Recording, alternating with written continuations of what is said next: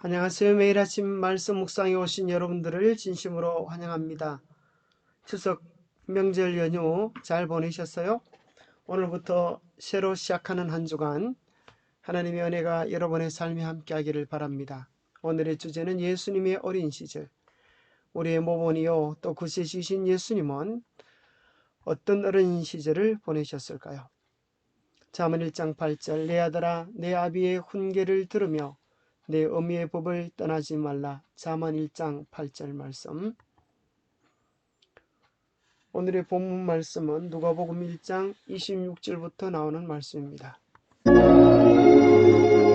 여섯째 달에 천사 가브리엘이 하나님의 보내심을 받아 갈릴리 나사렛이란 동네에 가서 다윗의 자손 요셉이라 하는 사람과 약혼한 처녀에게 이르니 그 처녀의 이름은 마리아라. 그에게 들어가 이르되 은혜를 받은 자여 평안할지어다. 주께서 너와 함께 하시도다. 하니 처녀가 그 말을 듣고 놀라 이런 인사가 어찌함인가 생각하매 천사가 이르되 마리아여 무서워하지 말라. 내가 하나님께 은혜를 입었느니라. 보라, 내가 잉태하여 아들을 낳으리니 그 이름을 예수라 하라. 그가 큰 자가 되고 지극히 높으신 이의 아들이라 일컬어질 것이요 주 하나님께서 그 조상 다윗의 왕위를 그에게 주시리니 영원히 야곱의 집을 왕으로 다스리실 것이며 그 나라가 무궁하리라. 마리아가 천사에게 말하되 나는 남자를 알지 못하니 어찌 이 일이 있으리까? 천사가 대답하여 이르되 성령이 내게 임하시고 지극히 높으신 이의 능력이 너를 덮으시리니 이러므로 나실 바 거룩한 이는 하나님의 아들이라 일컬어지리라. 보라, 내 친족 엘리사벳도 늙어서 아들을 배었느니라. 본래 임신하지 못한다고 알려진 이가 이미 6달이 되었나니 대저 하나님의 모든 말씀은 능하지 못하심이 없느니라. 마리아가 이르되 주의 여종이오니 말씀대로 내게 이루어지이다 하매 천사가 떠나가니라.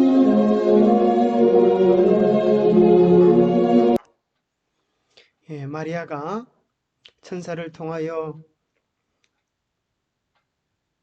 성령을 통하여 예수 그리스도가 자기 안에서 잉태하시겠다는 귀한 약속을 듣고 하나님을 찬양하는 마리아의 찬가를 부릅니다. 한번 들어보시겠습니다. 마리아가 이르되 내 영혼이 주를 찬양하며 내 마음이 하나님 내 구주를 기뻐하였음은 그의 여종의 비천함을 돌보셨음이라. 보라, 이제 후로는 만세에 나를 복이 있다 일컬으리로다. 능하신 이가 큰 일을 내게 행하셨으니 그 이름이 거룩하시며 긍휼하심이 두려워하는 자에게 대대로 이르는도다.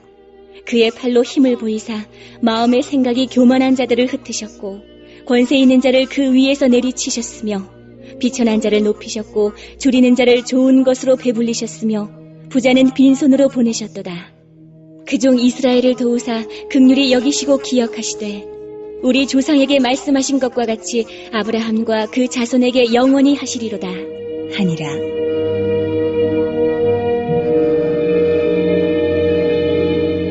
마리아가 3달쯤 함께 있다가 집으로 돌아가니라. 우리가 함께 생각해 볼 3가지 질문.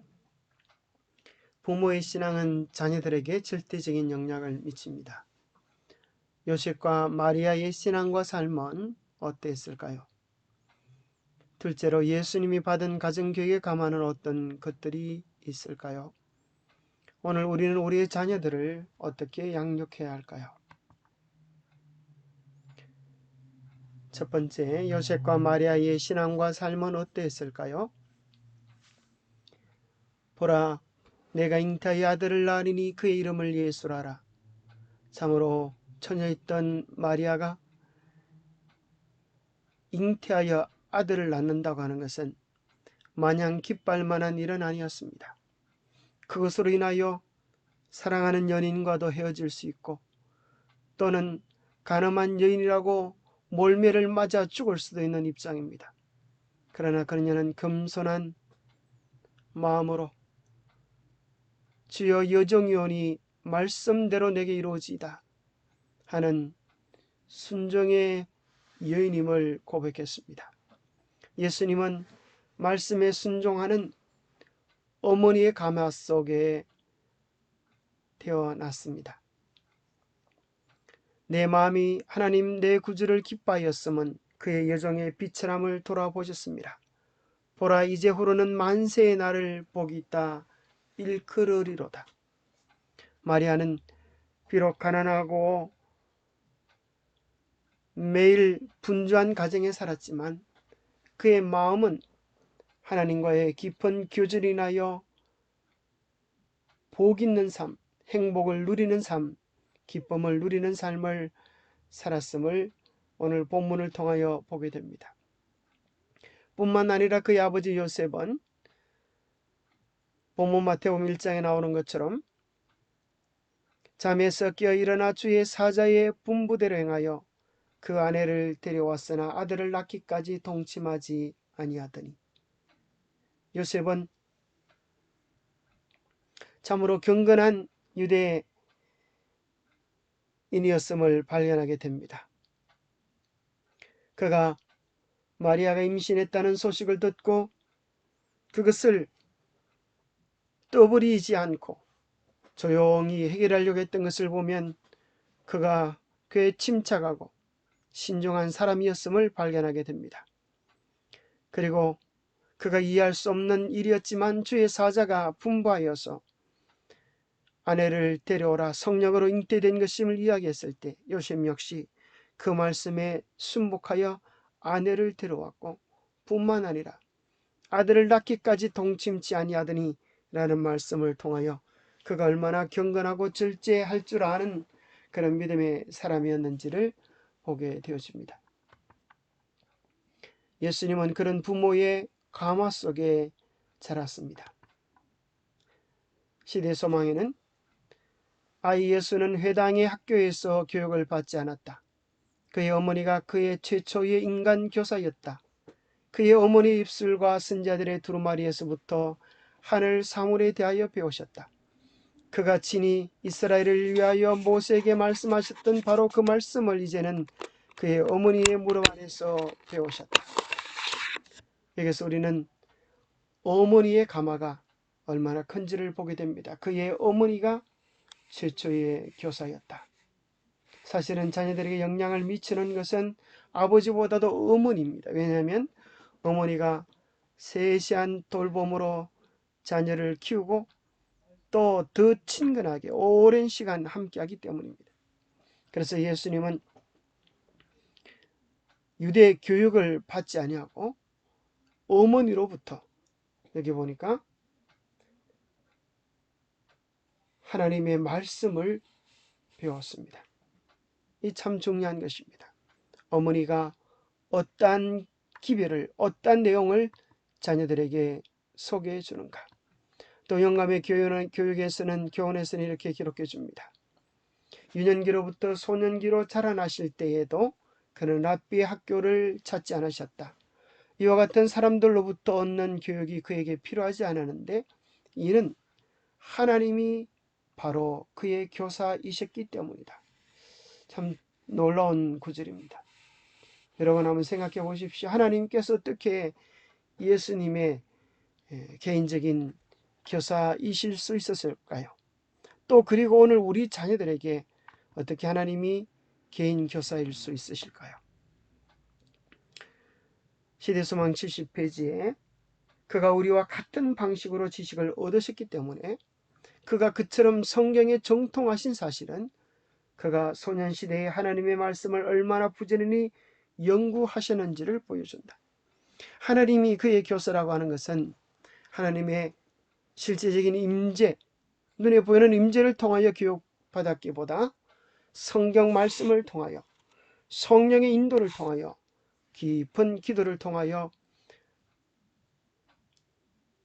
성경 말씀을 깨우쳐 주셨던 사실을 발견하게 됩니다. 왜냐하면 우리도 그와 같은 방식으로 지식을 얻는, 똑같은 방식으로 예수님께서 하늘의 지혜를 얻으셨기 때문입니다. 그런 것을 보면 예수님께서 하나님과 얼마나 깊은 개인적인 관계를 가지셨고 또 성경을 통하여 하나님과 교제하는 그 일의 부지런을, 성실을 나타내셨는지를 추론해 볼 수 있습니다. 뿐만 아니라 예수님께서는 천년계의 성소에서 나가 기도하기를 좋아하셨습니다. 그의 앞에는 하나님이 창조하신 작품으로 채워진 큰 도서관이 펼쳐져 있었다. 만물을 만드신 그가 그의 손으로 친히 땅과 바다와 하늘에 쓰셨던 교훈을 연구하셨다. 그는 세상의 부정한 방법들을 떠나서 천년계로부터 학문적 지식을 얻으셨다. 그는 식물과 동물과 인간의 생명을 연구하셨다. 그는 유년시대로부터 오직 한 목적에 사로잡히셨는 바, 곧 그는 남을 축복하기 위하여 생하셨다. 참 귀한 말씀이죠. 예수님의 또 하나의 교과서는 천년계였습니다. 친히 만물을 만드신 그가 천년계로부터 하늘의 깊은 영적인 교훈을 얻으셨는데, 그 교훈을 바로 깨달아 들을 수 있는 그의 눈은 바로 그 모든 만물을 만드신 하나님의 율법의 정신, 그것이 예수님의 가슴속에 있었기 때문입니다. 바로 율법의 정신이 무엇입니까? 남을 축복하기 위하여 생하신 이타적 사랑의 정신으로 만물을 보시고 그 귀한 교훈들을 나타내셨습니다. 한 번은 저희 딸과 서로 이야기를 나누었습니다. 예수님께서 어린아이이셨을 때 천사들이 나타나서 예수님을 도와주시고 또 희종 들어주시진 않았을까요? 그렇게 이야기를 했습니다. 그래서 제가 이렇게 대답했습니다. 예수님도 우리와 똑같은 입장에서 자라나고 교육을 받으셨다면 그런 천사들이 나타나지 않았을 것 같다고. 그런데 정언의 말씀을 보면서 제가 틀렸음을 발견했습니다. 예수님도 천사의 도움을 통하여 하늘의 더 깊은 교훈들을 깨달으셨고, 뿐만 아니라 우리의 자녀들도 천사의 도움을 통하여 하나님과 더 가까워지는 경험을 할 수 있다는 사실에 깜짝 놀랐습니다. 예수께서 사물의 이치를 깨달으시려고 힘쓰셨을 때에 하나님의 말씀과 천년계의 깊은 뜻이 그의 앞에 펼쳐졌다. 하늘의 천사들이 그의 수종자였으므로 거룩한 사상과 교제를 개발시킬 수 있었다. 지성의 눈이 처음 떠일 때에 그는 영적 은혜와 진리를 아는 지식 가운데서 끊임없이 자라나셨다. 어떤 아이든지 예수께서 지식을 얻으셨던 것처럼 지식을 얻을 수 있다. 우리가 하나님의 말씀을 통하여 하늘 아버지와 친숙하게 되려고 노력할 때 천사들은 우리에게 접근하고 우리의 마음은 연단되고 우리의 성품은 고상해지고 세련될 것이다. 우리는 더욱 우리 구주와 같아지게 될 것이다. 어린아이들에게도 성경 말씀을 펼 때에 성령께서 도와주실 뿐 아니라 천사들이 우리가 성경을 펼 때에 도와주고 우리의 삶에 어려울 때에 우리를 보호하는 그런 하나님의 사자들임을 소개해 줄 필요가 있겠습니다. 그래서 어린아이들의 마음속에 거룩한 상상으로 영적 사물과 교제하는 축복을 누릴 수 있게 하는 것, 이것이 바른 성경적 원림을 발견하게 됩니다. 또 예수님께서는 시골집에 사시면서 가사를 돌보는 일에 자기의 역할을 신실하고 기쁜 마음으로 행하셨습니다. 요즘 아이들은 주로 공부하는 일에 전력하면서 그들의 현실적인 의무에 대해서는 등한시하지만 예수님은 어릴 때부터 그렇게 하지 않으셨습니다. 그는 전에는 하늘의 사령관이셨으며 천사들은 그의 말씀을 이행하기를 즐겨하였었다. 그러나 이제 그는 자원하는 종이 되고 사랑스럽고 순종하는 아들이 되셨다. 그는 기술을 배우시고 몸소 요셉과 같이 목공소에서 일하셨다. 그는 보통 노동자가 입는 금손 옷을 입으시고 그의 비천한 작업을 위하여 내왕하시면서 그 작은 마을의 그리를 오르내리셨다.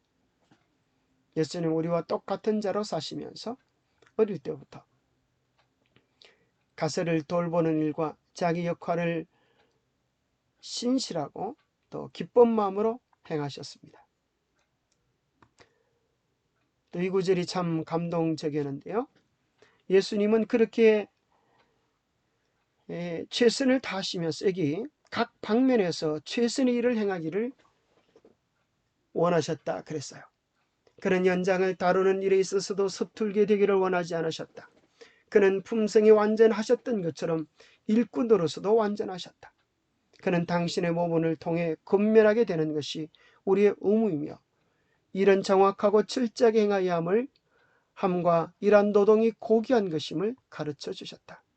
오늘 우리가 무엇을 하든지 우리가 맡은 일에 최선을 다하기를 우리 주님은 기대하시고 우리에게 본을 보여주셨습니다. 그리고 참된 행복은 모든 사람은 자기 자신에게 유익되고 다른 사람에게 도움이 될 어떤 일을 찾아서 행하여야 한다. 하나님께서는 노동을 축복으로 지정하셨는데 오직 부지런한 일꾼만이 인생의 참된 축복과 기쁨을 발견한다고 하시면서 참된 행복이 무엇임을 우리에게 가르쳐 주셨습니다. 그것은 부지런함 속에 누릴 수 있는, 남을 돕는 것 속에 누릴 수 있는 만족과 기쁨이라고 이야기하십니다.